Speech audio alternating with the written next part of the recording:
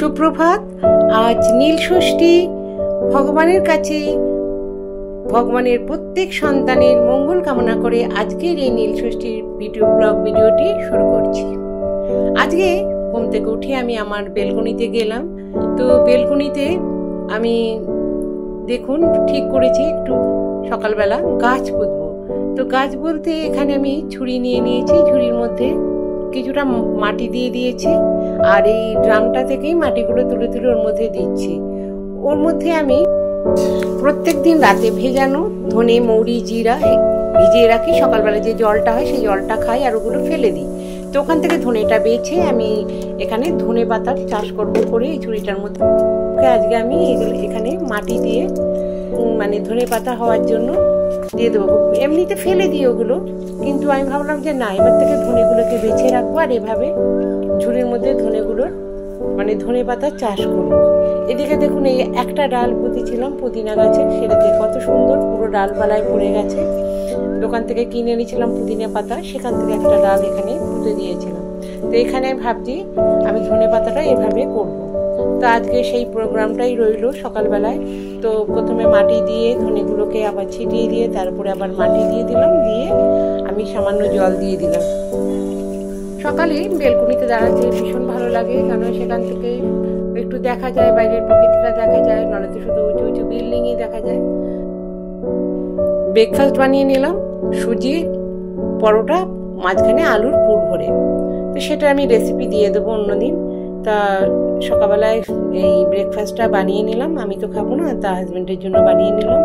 বানিয়ে আমি পুজোর কাজের জন্য আমি স্নান টান করে নিলাম। স্নান করে ঠাকুরের মন্দিরের কাছে বসলাম। তো আজকে আমি আমার ঠাকুরের পুজোর এখানের কিছু ভিডিও দেখাবো। নমস্কার সবাইকে। তো আজকে দেখুন, ভালো লাগবে আপনাদের ভিডিওটি। কিছু নিজস্ব কাজকর্ম মানে পুজোরই, আজকে যেহেতু পুজোর ব্লগ ভিডিও, তো পুজোরই আমি সবকিছু আপনাদের কাছে শেয়ার করব। তো আজকে নীল ষষ্ঠী, তো নীল ষষ্ঠীর জন্য দেখুন কত রকমের ফল নিয়ে এসেছে। আমি খুব একটা ফল খাই না, তো এখানে যে কলা আমি বলি, মোটামুটি একটু পেঁপে, একটু ডাব, এমনি সাধারণ একটু বেলের পানা, এটুকু হলেই হয়ে যায়। কিন্তু ফল অনেক নিয়ে আসে যখনই বলি কোনো উপোস থাকলে। তো এখানে সব রকমই নিয়ে এসছে, ডাব থেকে তরমুজ থেকে সব কিছুই রয়েছে। তো সেগুলো মোটামুটি থাকেই। আর ঠাকুরের ফুল, আর আমি সাধারণত একটু সাবু খাই রাত্রিবেলার দিকে। ওই ড্রাই ফ্রুট দিয়ে ওগুলো ভিজিয়ে রাখি, রাত্রিবেলা দিয়ে সাবু মেখে খাই। আমি কোনো নারকেল বা অন্য কিছু দিয়ে খাই না। একটু মিষ্টির যে দানাগুলো আছে সেগুলো দিয়ে, আর ড্রাই ফ্রুট যেমন কিশমিশ, খেজুর, এগুলো সব মিক্সড করে, কাজু, এগুলো মিক্সড করে এগুলো খাই।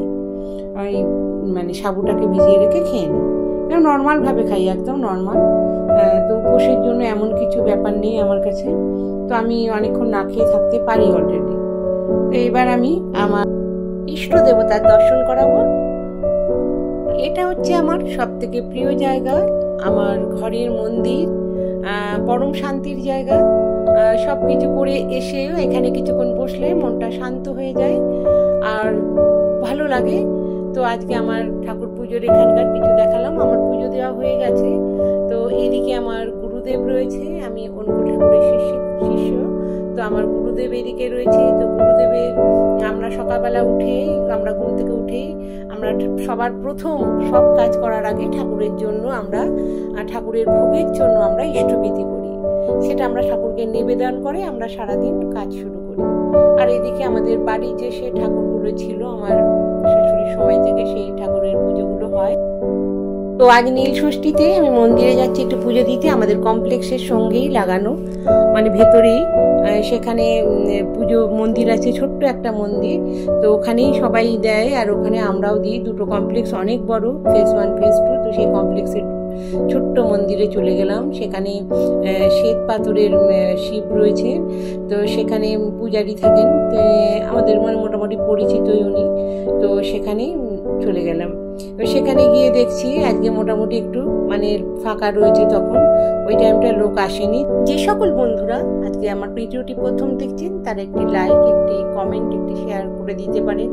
আর ভালো লাগলে অবশ্যই সাবস্ক্রাইব করবেন আর পাশে থাকা বেল আইকনটি প্রেস করে দেবেন। তাহলে কি হবে, আমি যখন আবার কোনো নতুন ভিডিও ছাড়বো সবার প্রথম আপনাদের কাছে পৌঁছে যাবে।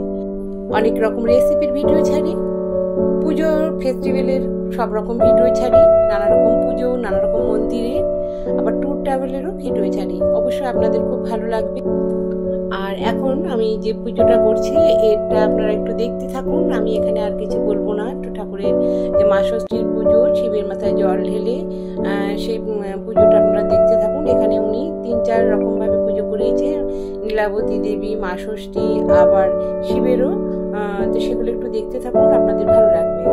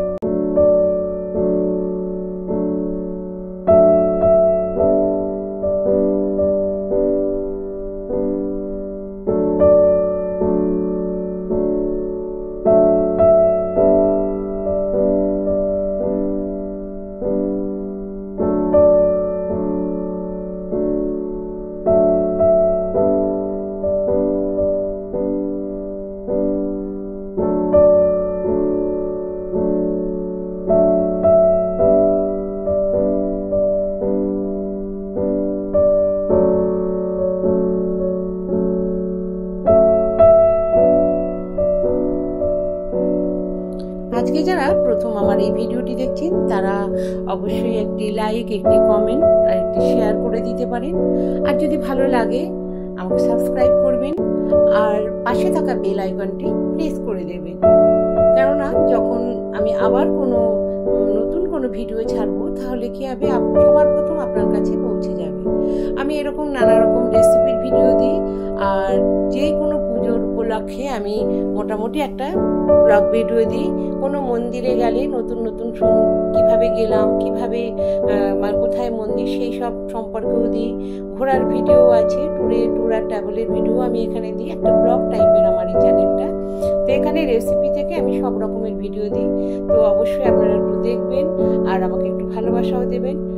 আর পুরনো বন্ধুরা যারা আমাকে এতটা ভালোবাসা দিয়ে আসছেন তারা অবশ্যই ভিডিওটি দেখার আগে একটি লাইক দিয়ে ভিডিওটা দেখা শুরু করবেন। কারণ অনেকেই লাইকটা দিতে ভুলে যান, কমেন্ট করে দেন। কিন্তু যদি আপনি একটি লাইক দেন তাহলে আমাদের অবশ্যই আরো ভালো লাগবে যে আপনারা এমনিতেই এতটা ভালোবাসা দিয়েছেন, তারপরে আমাকে এতটা পছন্দ করে একটা লাইকও দিয়েছেন। এর জন্য আপনাদের কাছে অনেক কৃতজ্ঞ। আর এই নীল পুজোর দিন মা ষষ্ঠী পুজোটাই হয়। মা ষষ্ঠী নীলাবতী দেবীর পুজো। তো মা ষষ্ঠীর কাছে সন্তানের মঙ্গল কামনা চেয়ে মহাদেবের কাছে বাতি জ্বালাতে হয়, নীলের বাতি। তো মায়েরা তো এমনিতেই সবসময় সন্তানের মঙ্গল কামনা করেই থাকি। তো আমরাও মায়ের কাছে, তা আমাদের যে উপরে যিনি আছেন তার কাছে আমরা আমাদের সন্তানের জন্য আমরা মঙ্গল কামনা করছি।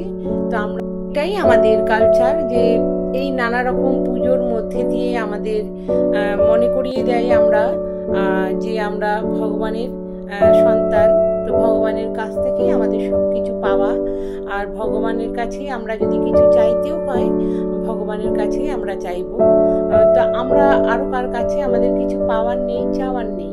শুধু আমাদের যে সৃষ্টিকর্তা, আমাদের যে ভগবান, তার কাছেই আমাদের চাওয়া, তার কাছেই আমাদের পাওয়া। কেন আমরা মনের কথা শুধু তাকেই বলতে পারি, কেন তার কাছে বললে আমাদের মনে হয় যেন আমরা ভগবান শুনছি আর আমাদের সেই ইচ্ছাটা পূর্ণ করে দিচ্ছে। তো এবার আমার পুজোটা হয়ে গেছে। তো এবার আমি ওখান থেকে বাতিটা জ্বালিয়ে নিলাম, নীলের বাতিটা। তো আমি ওখানে দুপুরবেলাতেই দিয়ে এসেছি, আর ঘরে আমি ঠাকুরের কাছে সন্ধেবেলা দিয়ে দেবো। তো সন্তানের মঙ্গল কামনায় প্রত্যেকে এই আজকের দিনে নীলের বাতি জ্বালায়। তো যেহেতু মন্দির থেকে আমি চলে আসছি, তাই মন্দিরে আমি নীলের বাতিটা জ্বালিয়ে দিয়ে আসছি। তো অনেক লোকের প্রদীপ বা বাতি থাকবে, সেগুলো মন্দিরের পাশে, মন্দির থেকে বেরিয়ে ওখানটায় রাখার ব্যবস্থা করা হয়েছে।